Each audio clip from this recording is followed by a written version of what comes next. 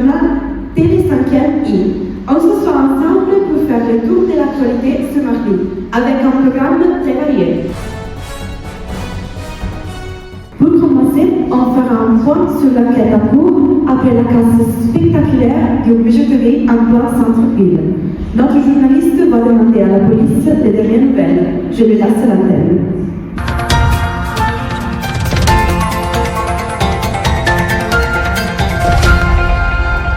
Audio Jungle.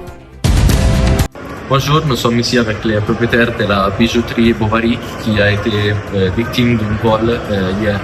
Comment vous vous sentez? Je me sens très effrayé, embarrassé que ma bijouterie a été dévalisée par cet individu de cette manière. Je vais mettre en place d'autres systèmes de sécurité parce que cette bijouterie a un nom et un nom historique important et il doit être respecté. Qu'est-ce qui s'est passé ce matin chez la bijouterie Bovary?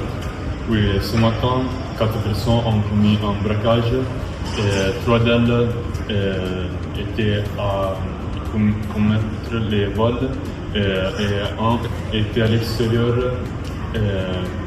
pour échapper avec les tandems.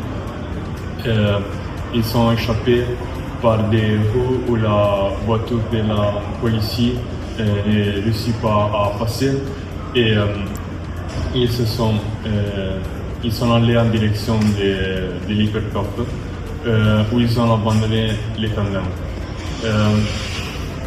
Dès ce moment-là, toute trace a été perdue.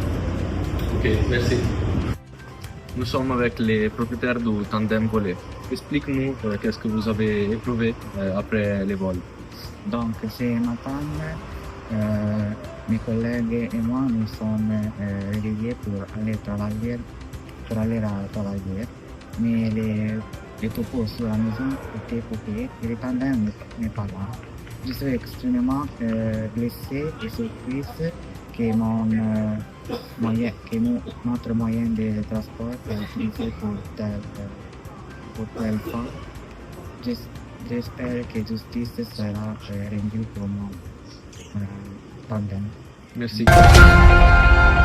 Audio Jungle. En nous tournant maintenant vers le monde artistique et son atmosphère pittoresque, nous pouvons évoquer une grande exposition qui se tiendra au Palais des Diamants de Ferrare du 11 octobre 2025 à 8 février 2026. À cette occasion, le public aura la possibilité d'admirer les œuvres du célèbre Marc Chagall. Nous nous connectons maintenant avec nos invités pour en savoir plus. Aujourd'hui, nous verrons les tableaux les plus célèbres de Marc Chagall. Venez avec moi.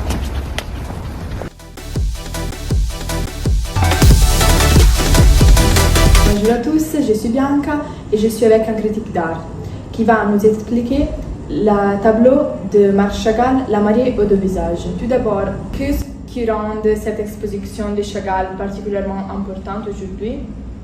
Bonjour à tous. Cette exposition est importante aujourd'hui car Chagall nous rappelle l'importance de ces thèmes universels qui sont par exemple l'exil, l'identité, mais aussi la mémoire et les besoins de paix qui nous concernent surtout aujourd'hui. Dans un monde fragmenté, son art nous fait faire du dialogue, mais aussi nous rappelle la capacité de l'art de réunir les êtres humains. Quels aspects des œuvres de Chagall surprennent le plus des visitateurs dans cette exposition? Alors, beaucoup de visitateurs sont surpris surtout par la profondeur émotionnelle de ces œuvres. Derrière les couleurs vives et les images poétiques, on découvre un artiste marqué par l'histoire de ses épreuves et de son temps, capable de transformer la souffrance en beauté. Maintenant, nous passons à parler en particulier de la Maria de visage. Alors, la Maria de visage est une œuvre du peintre Marc Chagall qui a été réalisée en 1920. Les tableaux représentent un jeune marié qui possède deux visages, comme on peut voir. Un regard qui est tourné vers le passé, un regard qui est tourné vers l'avenir. Cette double figure représente les conflits antérieurs, la mémoire et la transition entre deux mondes. Quels éléments de la vie personnelle de Chagall influencent cette œuvre? Alors, Chagall s'inspire de sa propre vie et de son identité partagée entre la tradition juive de son enfance, mais surtout sa nouvelle vie en Europe occidentale. La mariée incarne l'amour, le mariage, mais aussi la nostalgie et l'exil. Les couleurs vives et les formes irréelles sont typiques du style poétique et onirique de Marc Chagall. Quels sont les thèmes principaux de cette œuvre? Alors, les thèmes principaux de cette œuvre sont surtout l'identité, l'amour et le passage du temps, qui sont des thèmes centraux dans toute la production artistique de Chagall. Le sport comme vecteur de croissance, de responsabilité et d'avenir. Au sein du secteur jeune de l'ASD Forti Salezzo, les garçons de 17 à 18 ans vivent le football comme un véritable parcours de formation. Greta Pidelli les a rencontrés sur le terrain, entre entraînement, sacrifice et rêve. Audio Jungle. Audio Jungle. Merci Sofia. Alors Matteo, depuis combien de temps peux-tu jouer au foot et que signifie pour toi le Forti Salezzo? J'ai commencé à jouer au football à 6 ans. J'ai passé une année entière sans jouer à 2 ans et puis je suis reparti à 3 ans.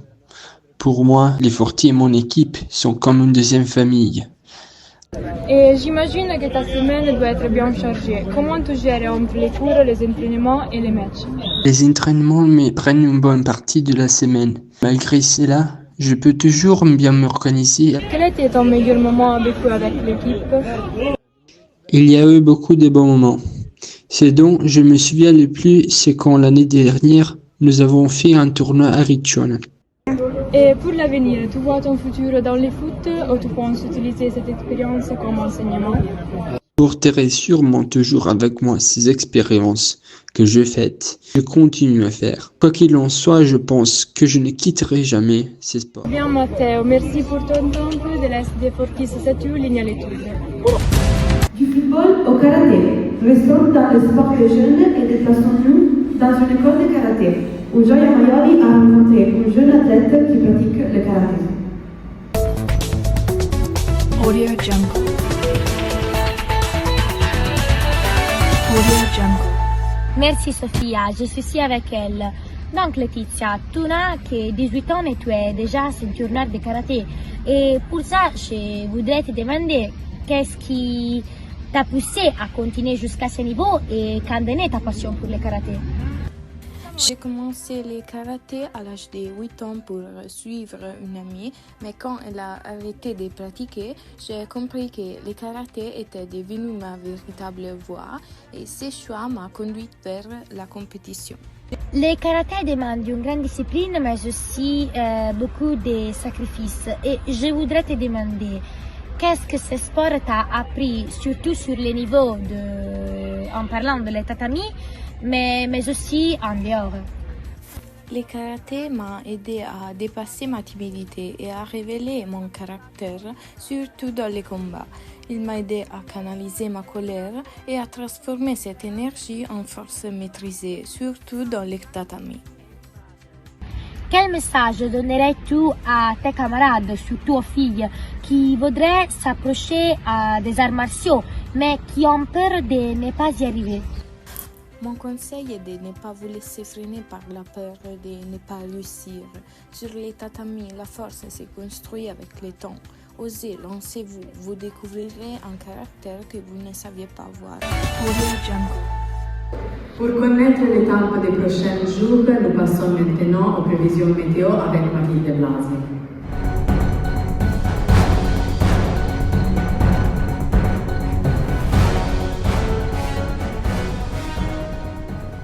Merci Vanessa, bonjour à tous et bienvenue pour la prévision météo. Voyons ensemble le temps qu'il fera aujourd'hui à Arezzo. La journée sera marquée par un temps typiquement hivernal. Ce matin, le ciel sera nuageux, avec la possibilité de brouillards dans les plans et les vallées, surtout au premier heure de la journée. Au cours de la journée, la nébulosité restera variable, avec peu d'éclaircies et un soleil assez discret. Les températures seront basses, les minimales se rapprocheront des 0 degrés, tandis que les maximales ne dépasseront pas de 7 à 9 degrés. Les vents souffleront faiblement et l'air restera froid, renforçant la sensation de l'hiver. Dans les zones collinaires et montagneuses, on ne peut pas exclure des faibles précipitations avec de la neige en altitude. Dans les prochains jours, le temps restera froid, avec des conditions similaires et un risque de gel nocturne. C'est tout pour les météos Arezzo. Merci de nous avoir suivis. La prochaine édition du journal aura lieu à 13h30. Très bonne journée à tous et pour rester informés, consultez notre application.